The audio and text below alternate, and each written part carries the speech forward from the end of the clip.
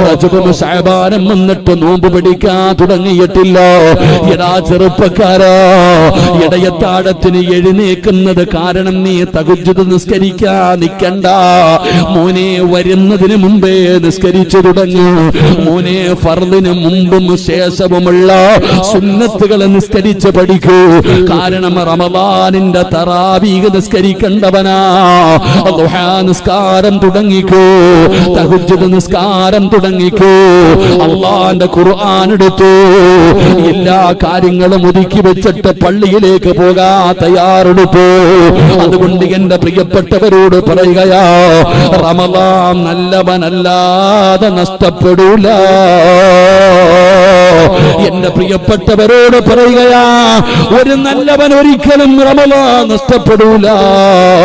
അല്ലാഹു ഇഷ്ടപ്പെട്ട ഒരാൾക്കും റമളാൻ നഷ്ടപ്പെടൂല.